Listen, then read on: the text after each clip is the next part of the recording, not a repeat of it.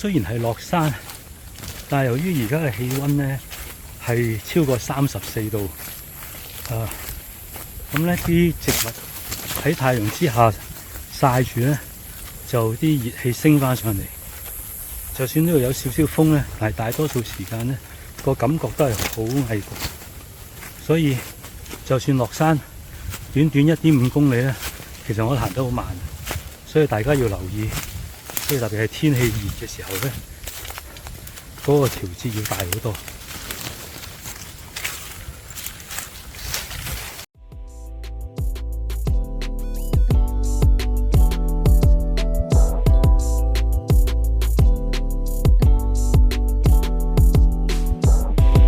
去牛潭山嘅交通可以喺港鐵上水站旁邊嘅專線小巴總站乘搭呢個605號嘅專線小巴去麒麟村。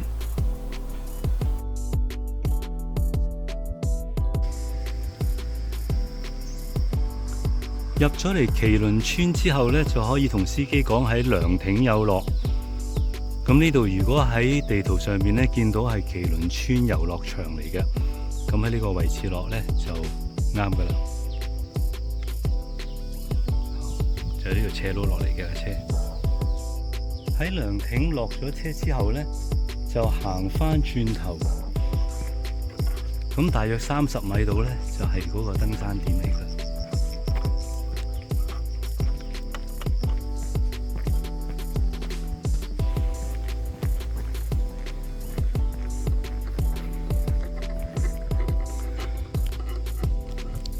行翻上嚟個斜路嘅頂，即係車路嘅斜路頂咧，嚟到呢度呢個路口咧，就左右兩邊。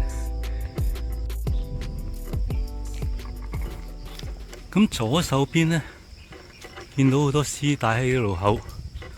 呢度咧就係上去牛潭山，亦都可以接翻上去雞公嶺。而另一邊咧，見到呢個閘咧，呢度就係上去麒麟山，然後就出返去古洞嗰度。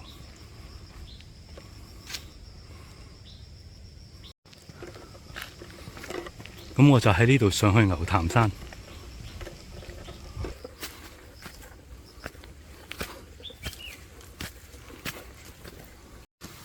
行咗幾十米就已經上到嚟一個好開揚嘅位。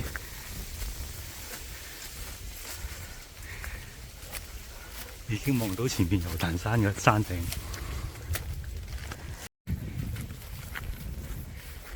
而家嘅氣温呢都有32度嘅，濕度就係67%度啦。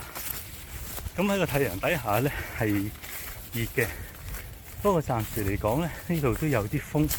咁秋天嘅風呢吹埋嚟都係涼爽。咁希望佢 keep 住有風咧，咁應該都唔會太過難受。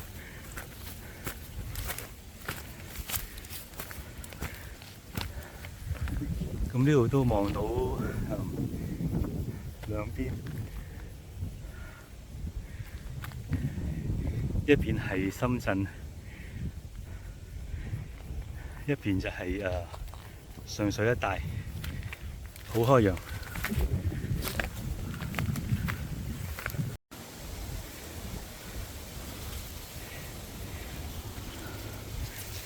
條路兩旁啲植物都係長得好密啊，不過就條路係睇到嘅。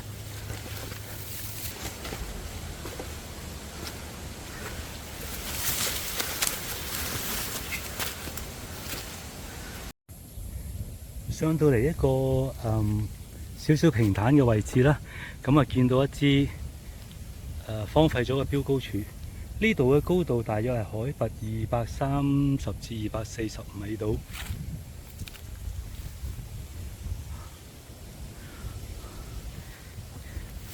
呢度就有啲風，但係頭先呢喺個林裏邊呢，個好處就係嗰啲樹林遮住咗啲太陽，但係另一方面呢，亦都係令到嗰度冇乜風，所以都係有利有弊。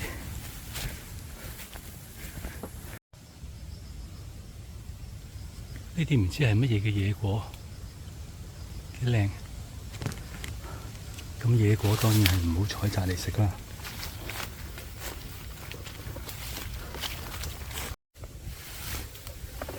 臨近山頂咧，就個路兩旁嘅嗰啲蕨啊啲植物咧，就長得好密，咁所以咧行嘅時候又要行慢咗，因為要踢開佢哋。仍然係個路碑喺下邊係清晰嘅，就係啲草長咗入嚟，咁就行嘅時候就要小心啦。隻腳要多啲感受下地下先好踩實落去，如果唔係好容易拗柴。差唔多到㗎啦。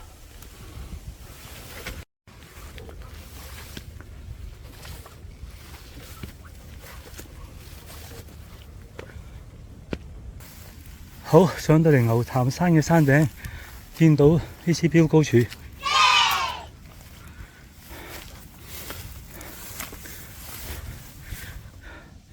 咁對開咧就係好開揚嘅景觀，旁邊就係雞公山，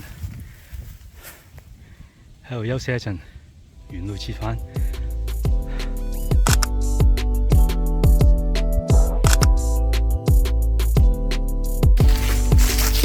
到咗牛潭山山頂之後咧，就原路折返。雖然係落山，但係由於而家嘅氣温咧係超過34度，咁咧啲植物喺太陽之下曬住咧，就啲熱氣升翻上嚟。就算呢度有少少風咧，但係大多數時間咧個感覺都係好危焗。所以就算落山，短短1.5公里咧，其實我行得好慢，所以大家要留意，即係特別係天氣熱嘅時候咧，嗰個調節要大好多。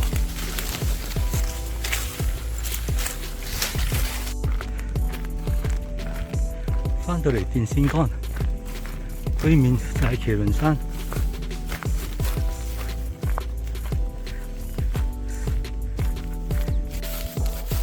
好，翻落嚟馬路啦，咁咧就完成咗今日嘅牛潭山。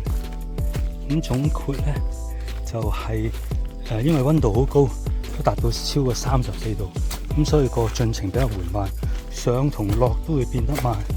所以咧今日就到此為止啦。睇住麒麟山嘅入口都唔上去啦，下次再嚟啦。